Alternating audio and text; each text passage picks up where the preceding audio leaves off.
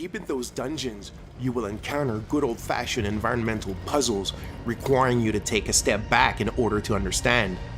Solving a dungeon puzzle in Hell Is Us is about understanding the location and its environments, observing, trying things, failing sometimes, and coming back with a fresh idea that will solve it all. When it clicks, that's when you feel it, that little rush.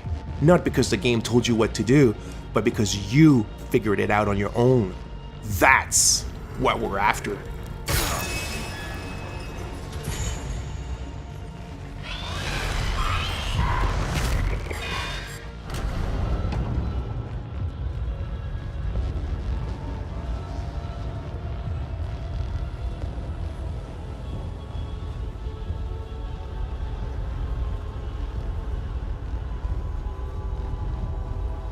While puzzles are a key part of the dungeons in Hell Is Us, there's more to them than just that. Some of the fights you will face might stick with you.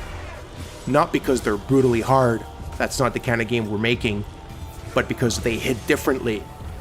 They happen at the right moment, in the right place, and they carry weight in your journey.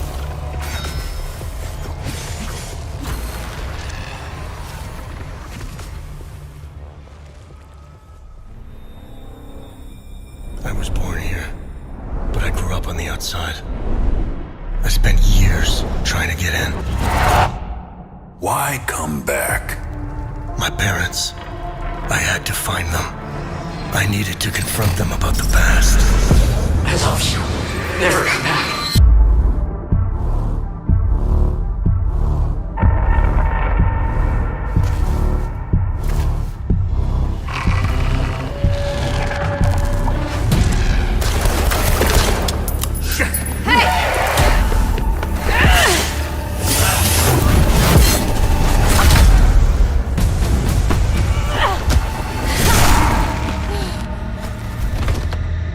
Whatever was happening here, I was now part of it. This war is a blessing. We failed to stop the calamity. How did you know your parents were still in Hadia? I didn't. All I remembered was that my father was the village blacksmith. There, I felt a connection to this country, to Hadia.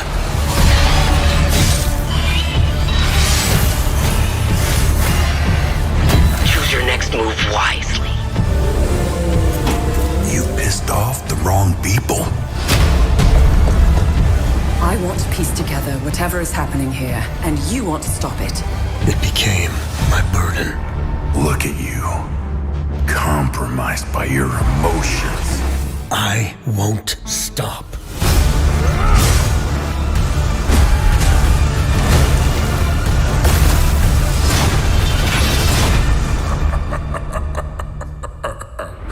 Interesting. With the basics. So Hell Is Us is set to be released in 2025. It's for pretty much everything. So Xbox Series X, PlayStation 5, and PC. So the game is a bit of a take back to games from the 1990s. We're a team of passionate people. The average on the team is like 20 years of development experience. So we're from a different generations, and we have a lot of love for how the games in the 90s were made and how they were played and experienced, especially the fact that there was no hand-holding, there was no silver plattering. You kind of had to figure stuff out by yourself. You were really in control of your exploration and your own discoveries, and this is what we're trying to do in Hell Is Us. Obviously with modern flair and kind of like modern knowledge of game design and whatnot, but very much put you back in the driver's seat of your experience and of your exploration, and then the result and the joy of your discoveries. So Hell Is Us takes place in a country called Hadia. Hadia is in the grips of a vicious civil war. You play the role of Remy. Remy is actually from Hadia. He was born there, but his mom smuggled him out at the age of 5, like it sometimes happens in those countries. And what I mean by that is Hadia is a hermit state, is a turtle state. It's completely closed off on itself. Nobody goes out. nobody comes in. And that's why Remy's mom decided to smuggle him out so he can have a better life. He grew up in the foster home system, or the foster system in Canada. He's always wanted to come back to Haiti. He wants to find his parents again. He wants to kind of like confront them. He's got a lot of questions for them. He understands why they abandoned him, but yet, you know, abandonment is pretty much the biggest trauma that a child can have. And there's like a loop that hasn't been closed properly for him towards this situation and his parents. When the game starts, Remy has finally been able to infiltrate Haiti during the brutal civil war that I was talking about. Remy is a ON peacekeeper. He quit his post, he went AWOL, infiltrated the country, and this is where the game starts. Remy remembers two things, and that means the players remember two things. It's that his village of birth was called Jova, and his father was the blacksmith of Jova. Those are the only clues you begin the game with, and these are the only clues that Remy also know. So equipped with this knowledge, with these clues, you begin the game and you try to find your way to Jova. You must be lost to wander around Sinedra Forest. I'm afraid I have very little to offer. A group of strange-looking soldiers arrived here last night in an APC. Perhaps you can ask them for help. It's not the first time I've seen them. They always seem to be snooping around here for something. They parked their APC just beyond the woods, to the north. Once in the woods, follow the wind chimes. They will lead the way through. The gate to enter the woods is locked. Here, take this key to unlock it.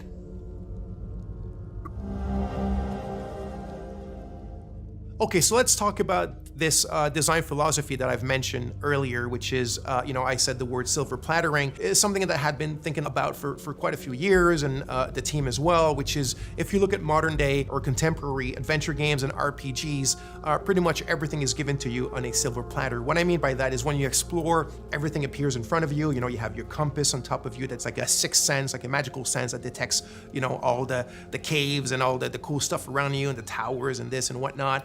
It just appears magically. And you have your map, and you have your mini map, and you have your quest markers, and you have your objective markers, and you can drop your own markers, and you have your quest journals, and it just never ends.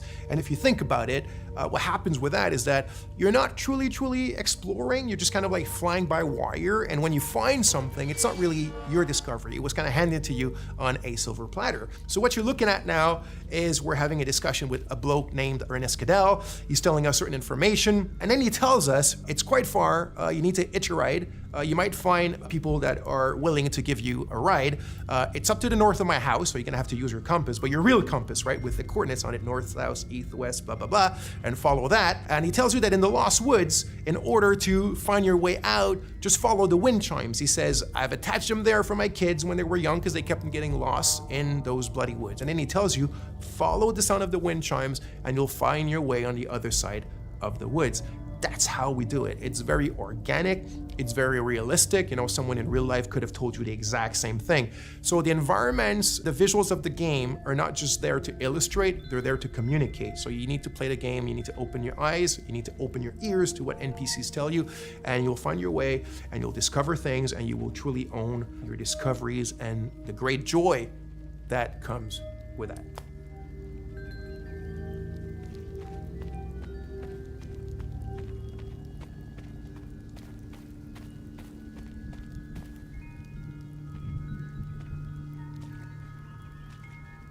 So here's another scene or another section that could be considered part of our player plattering philosophy. So here's a puzzle, and there's obviously a solution to the puzzle, but nothing eventually is going to tell you, if the player ends up kind of like taking a bit of time to find a solution.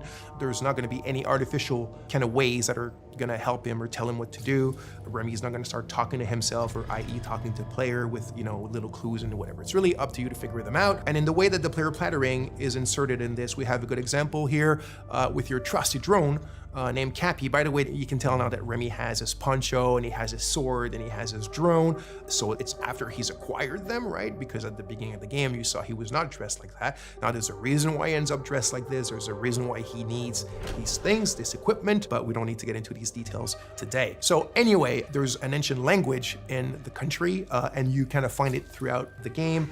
And the drone has a software, one of his many softwares, and this specific one can translate the ancient language. So this puzzle, the way that it works, you need to kind of like explore and observe your environment around this specific puzzle in order to find the clues on how to solve it. You need the drone, your trusty Cappy, his name is Cappy, also there's something behind that of course, and you translate those old texts.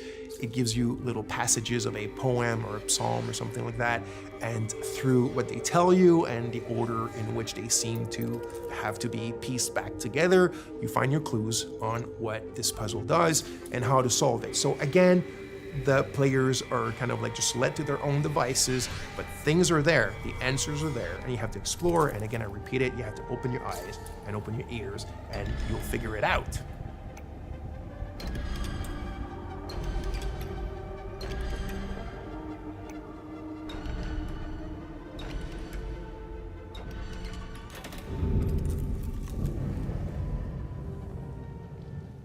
Part of the game. I do want to emphasize now that we're not a Souls-like game. The game is a lot more mid-core. It's have fun, get in it, and hack and slash. It doesn't mean it's easy. It's not overly hard. There's a learning curve. There's subtleties. There's little things that we've invented just for the flair and the flavor of Hell Is Us. It's very crunchy. I think the friction is pretty good, and I hope you'll enjoy it. So there's a wide variety of enemies in the game. So we have kind of like the more common enemy type, which we call the Hollow Walker. So it's these kind of humanoid, bipedal, white enemies that you can see here with the holes in their faces and their chests and whatnot. So obviously there's a reason why they're called Hollow Walkers, and there's different types of them and different kind of tiers of strength and powers. But when you're facing pretty much the biggest threats in the game, it's what we call like a dual entity. So it's like a Hollow Walker has a haze inside of it. So it's when the haze is present. I'm not gonna get into the details right away of what the haze represents. It's all part of the lore and what you will figure out in the game. But when you're facing a combo like these dual entities, and it can go to like 3 of them, 4 of them, there's the herders, there's the fervents, and different types like that. But that's when you really need to master the combat system. That's when you start having to use all the tools and techniques at your disposal. The drone has tons of skills to upgrade it, and the drone is very much your little sidekick to help you in fighting multiple enemies at a time. He's not a sidekick in the sense where he talks and he has an AI. He's very much a drone that has its own protocol to do this crowd management during the combat. So you have your different weapons, you have your limbic skills, attack to weapons, which is basically you can see it as your magic, even though in the game it's not considered magic, there's kind of like a scientific base to them. But that's when you really need to master all the little subtleties of the combat system, use all the tools in your arsenal and at your disposition, and get in the melee with these kind of dual or triple or quadruple entities and being able to manage them and be victorious. So like I mentioned, here specifically, you can see a combat against a limbic entity that has multiple hazes attached to the Hollow Walker. That's when it gets really complex, it gets very overwhelming because you're alone, but you got your trusty little Cappy. So you need to use its skill. So for example, Cappy has a skill where you can distract an entity, either a haze or a Hollow Walker. You can use the forward charge, which is one of my favorite. You also have the Typhoon. You have the super dash skill, which is another one of my favorites. So you can start dashing sideways, forward, backwards, really, really fast. It gives you like this Japanese action game style. And then you also have your limbic skill. So you need to find the glyphs in the game and you need to attach them to your weapons. And this is when you start getting powers that come from these weapons that allow you to take care of these enemies in much more powerful and kind of like impressive ways. That's when the VFX and the sound effects all come together and give you this combat bang that we all like and love. Okay, so now let's take a little pause from the combat and let's go back to the investigation and the exploration. So, like I said, there's no silver plattering. There's none of these kind of like fly-by-wire. It's up to you to figure out what your kicker is. What I mean by kicker is what you're supposed to achieve at this specific moment, what you're actually looking for, where to look for it, and how to look for it, right? Remy and the players are at a ratio of information which is 1-1. It's in Akasa Marshes. It's quite a ways from here.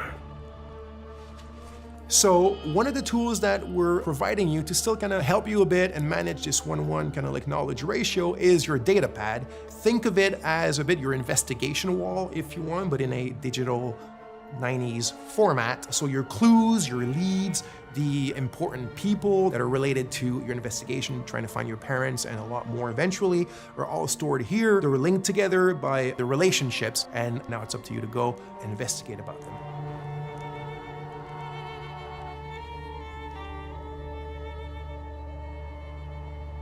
So as you can see here, some of the areas can be quite wide opened. This one here called the Casa Marshes is one of the bigger ones.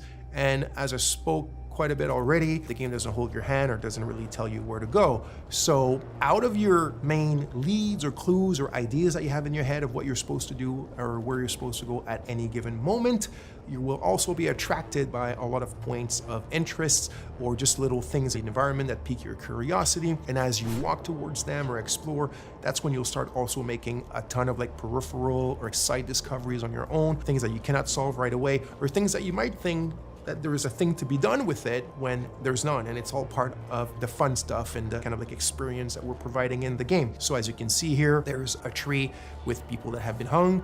Like I said, this takes place during a very vicious civil war between two different ethnicities in the countries that are still basically the exact same people. And you found this tree. It's actually not part of the Golden Path or not part of something tremendously important in the game, but there's still something around it. There's still something to be found, and it's probably linked to more stuff that you can do in relation to it. But that you had to do your own exploration to find it, and even more of your own exploration and investigation to figure out what it's linked to and what you can do from it if you want.